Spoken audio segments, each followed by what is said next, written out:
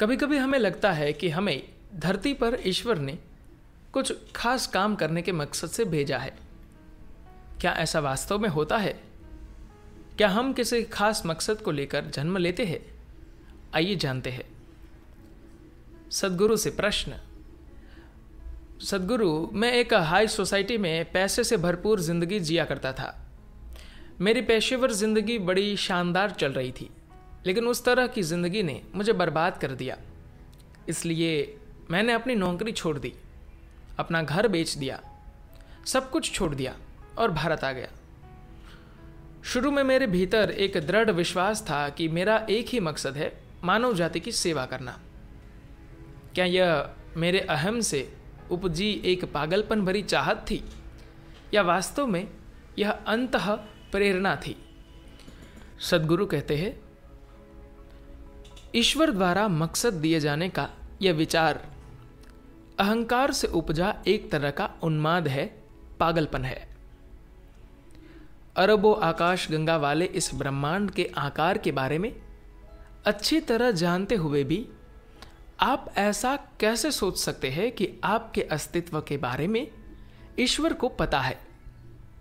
क्या आपको पता है कि इस आश्रम में कितने टिड्डे हैं और वह कौन सी चीज है जिसने आपको यह सोचने पर मजबूर कर दिया कि आप टिड्डे से ज्यादा महत्वपूर्ण है?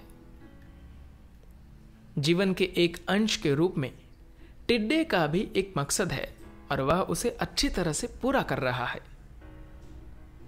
अपने आप में टिड्डा भी एक शानदार प्राणी है। आप भी जीवन का एक शानदार अंश है। लेकिन आपके साथ जो सबसे बड़ी समस्या है वह यह है कि आप सहजता से अपने जीवन को नहीं जी पा रहे हैं। आप हमेशा ही किसी बड़े विचार की तलाश में लगे रहते हैं।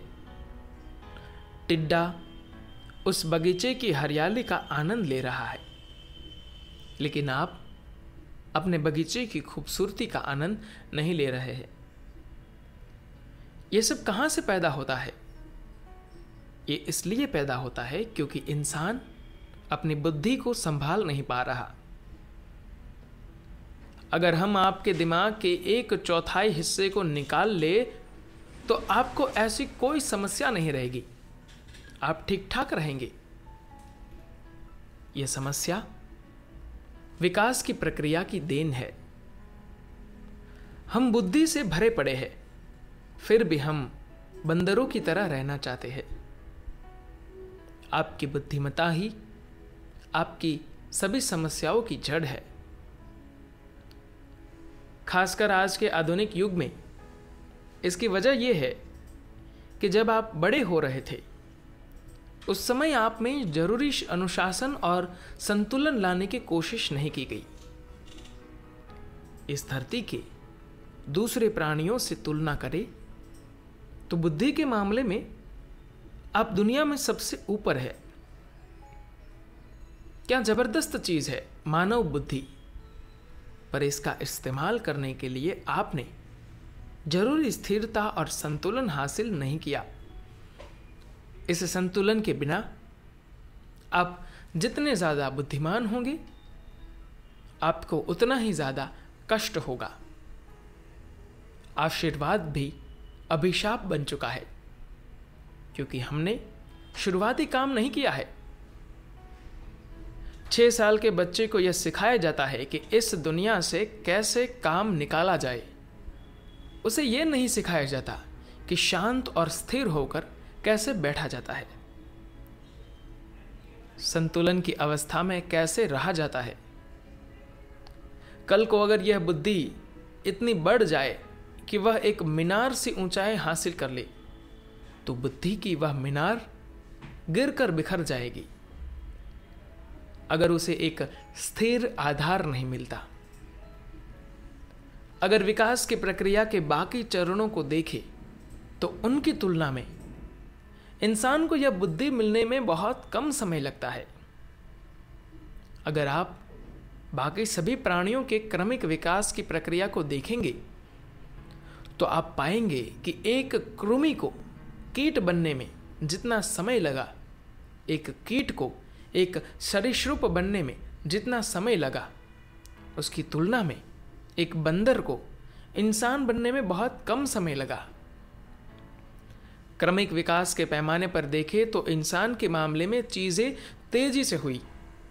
यही वजह है कि इंसान का बच्चा दूसरों की तरह रेडीमेड नहीं आता। अगर कोई हाथी किसी बच्चे को जन्म दे तो वह रेडीमेड होता है, यानी वह पहले ही दिन खड़ा हो जाता है और उसे पता होता है कि उसे क्या करना है। कुछ ही महीनों के भीतर वह सब काम करता नजर आ जाता है जो उसे जीवन में करने हैं। उसे अच्छा खाना है और ताकतवर बनना है। मानव जीवन रेडीमेड नहीं है। आपको खुद को स्थिर करने की जरूरत है, नहीं तो क्रमिक विकास की जो गति है वह आपके लिए घातक होगी। इंसान को प्रकृति से जो आजादी मिली है वह उसी की वजह से परेशानी में है। इस धरती की सभी दूसरे प्राणियों की तुलना में आपकी बुद्धि सबसे प्रखर है, यही समस्या है। आप 2 पैरों पर खड़े हो सकते हैं, यह भी समस्या है। आप जब चाहे खा सकते हैं, आप जब चाहे संभोग कर सकते हैं। दूसरे प्राणी ये सब एक खास मौसम में करते हैं और नतीजा जरा देखिए, कैसे पागल होकर हमने अपनी संख्या कई गुना बढ़ा ली है।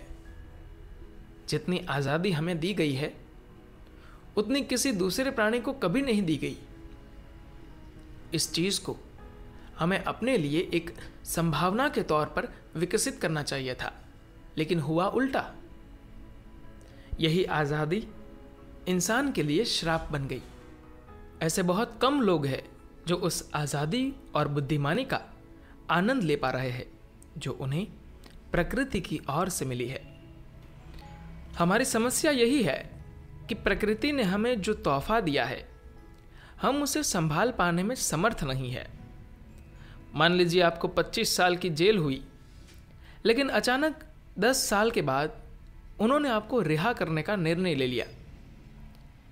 यह सबसे अच्छी बात है जो आपके साथ हो सकती थी, लेकिन लोगों को इससे कष्ट होगा। अभी यही हो रहा है। प्रकृति ने आपको जल्दी रिहा कर दिया ये सोचकर कि आप अपनी बुद्धि के सहारे सब कुछ ठीक तरह से संभाल सकेंगे, लेकिन संतुलन और स्थिरता लाए बिना लोग तमाम तरह की चीजों में उलझते हैं। और इन्हीं में से एक चीज ये है कि वे जीवन में एक बड़ा मकसद चाहते हैं। इसका मतलब यह है कि जो जीवन है आप उसके अलावा कुछ और बनना चाहते हैं। अध्यात्म का मतलब है कि आपका अपना कोई लक्ष्य नहीं है। आप कुछ भी लेकर जाने या हासिल करने के चक्कर में नहीं है। आप न कुछ हासिल करना चाहते हैं न कहीं पहुंचना चाहते हैं, क्योंकि अगर आप ठीक तरह से देखें तो आप पाएंगे कि जीवन की प्रक्रिया अपने आप में इतनी शानदार है कि उसे किसी उद्देश्य की आवश्यकता नहीं है। जो लोग जीवन की इस प्रक्रिया की भव्यता को नहीं देख पाते वही किसी बड़े उद्देश्य के बारे में सोचते हैं। क्योंकि उन्होंने जीवन खो दिया, इसलिए वे जीवन में एक उद्देश्य ढूंढ रहे हैं। यहां कोई उद्देश्य नहीं है। पूर्ण विकसित जीवन होना, जीवन को उसकी संपूर्णता में जानना और जी भरकर जीना ही सबसे बड़ा उद्देश्य है। जीवन को जी भरकर जीने का मतलब ये नहीं है कि आप हर शाम पार्टी करें। इसका मतलब है कि आप जीवन के किसी भी पहलू को बिना छानबीन किए न छोड़ें। छानबीन का अर्थ ये नहीं है कि आप बस खाने पीने संभोग करने जैसी चीजों की खोज में उलझे रहे, जिनमें आजकल हर प्राणी उलझा है। ये सामान्य सी विविधताएं किसी विकास की प्रक्रिया के अवशेष है जो आपके शरीर में मौजूद है। हो सकता है कि भविष्य में इंसान का विकास उस सीमा तक हो जाए कि खाना और सेक्स उसके लिए कोई विवशता ही न रह जाए। यहां ये सब करना न करना उसकी मर्जी हो। अब भी आप ये सब अपनी मर्जी से कर सकते हैं। अगर आप अपने जीवन में हर चीज मर्जी से कर पाने की स्थिति में आ गए तो आप एक चेतनापूर्ण जीवन बन जाते हैं। चेतनापूर्ण जीवन बनने के बाद ही आप ये जान पाएंगे कि जीवन क्या है। एक अचेतन मन जो ये नहीं जानता कि जीवन क्या है, वही जीवन में अपने लिए एक मकसद तैयार करने की कोशिश करता है। यह मकसद भी कहीं और से आता है। लोग सोचते हैं कि निर्देश ऊपर वाले के यहां से आने चाहिए। अगर आपके भीतर की मानवता ठीक से काम करने लगे तो आपको क्या करना चाहिए और क्या नहीं, इसके लिए किसी भी ईश्वरीय निर्देश की जरूरत नहीं है। किसी भी समझदार इंसान को इसके लिए किसी उपदेश की जरूरत नहीं है। लेकिन क्योंकि लोग जीवन प्रक्रिया की भव्यता की ओर ध्यान नहीं देते, इसलिए वे अपने लिए एक मकसद तैयार करने में जुटे रहते हैं। सच तो यह है कि जीवन की प्रक्रिया ही जीवन का मकसद है। यह अच्छा ही है कि आपको आपके लक्ष्य ने हरा दिया है और अब आप जीवन की प्रक्रिया की ओर देख रहे हैं। धन्यवाद।